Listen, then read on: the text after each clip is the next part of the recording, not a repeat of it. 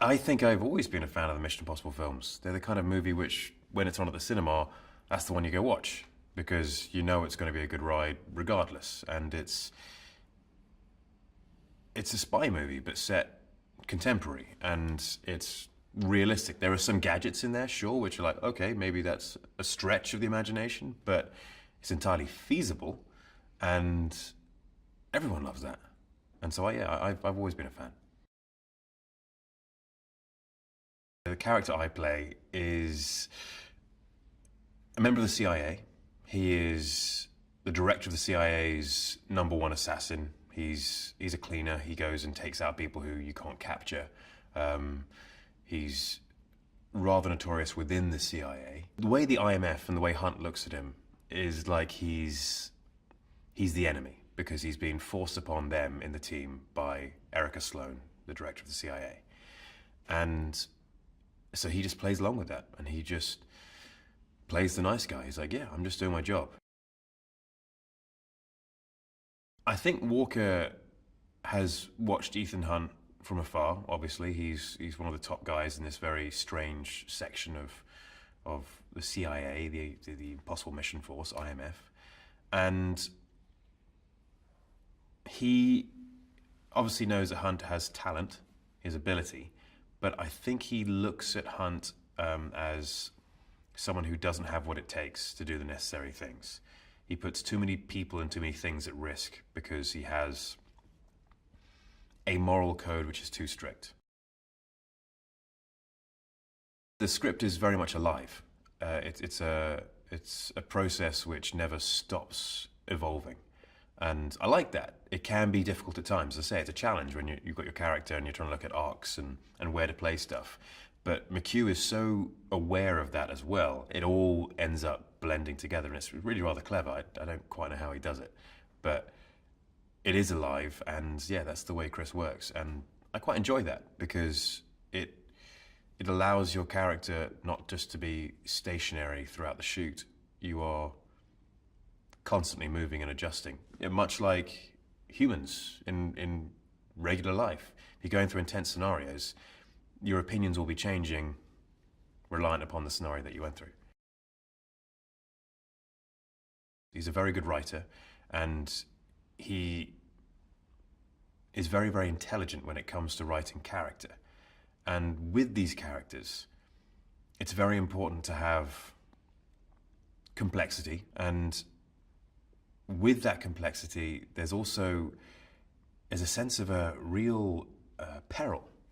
He's excellent at making people, putting these characters into enormously stressful situations, and yet they survive somehow, or they grow, or they adapt and change and evolve.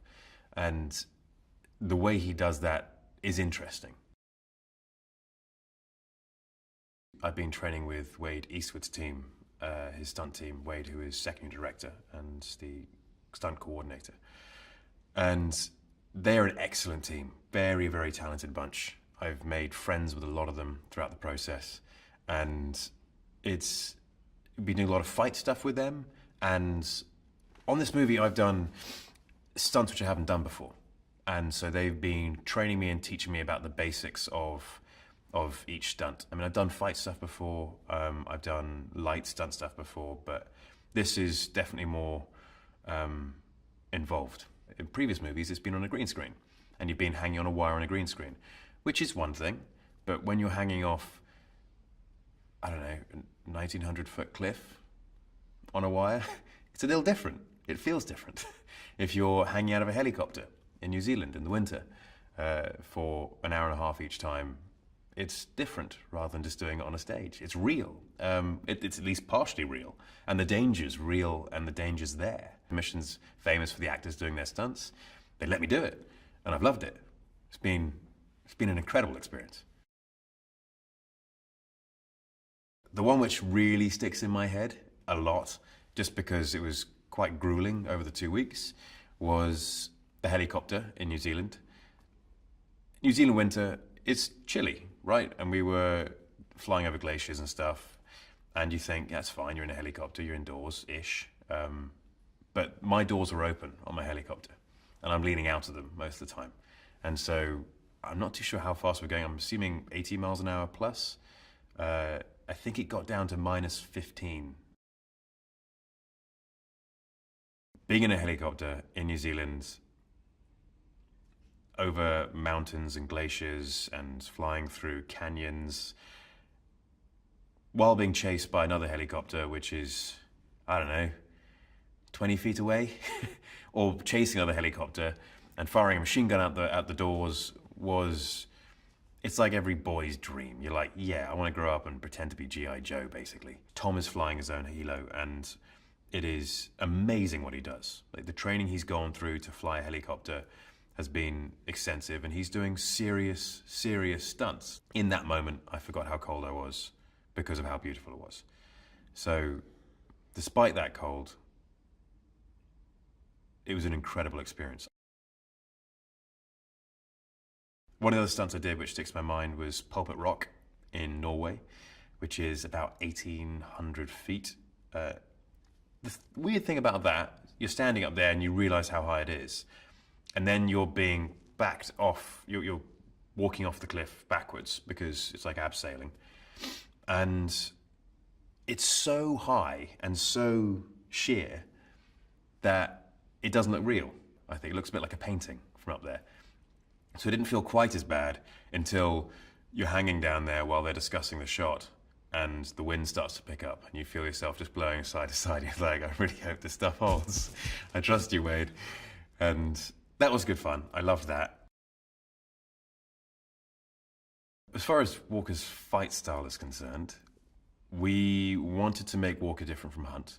He's a trained assassin. He knows how to fight. His strengths lie more in brutality and a brawler style. It's more of a fight to kill, fight to completely disable so you can kill.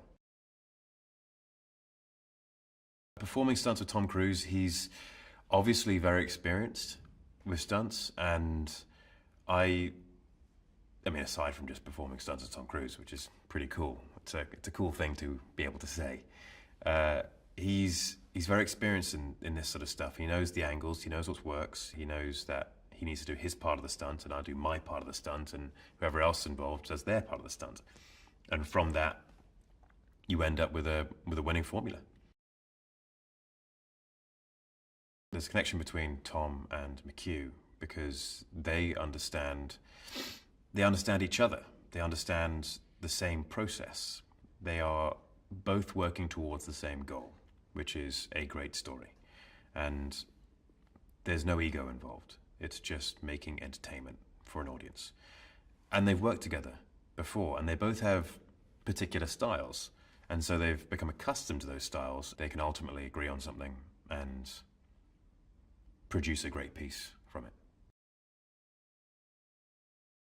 It's been a real journey, and what I like the most about this is that despite the long hours and the hard work, everyone has kept a wonderful personality about it. It's amazing to see. It's great to be a part of, and I think this is going to be the best one yet. I look forward to watching the movie myself.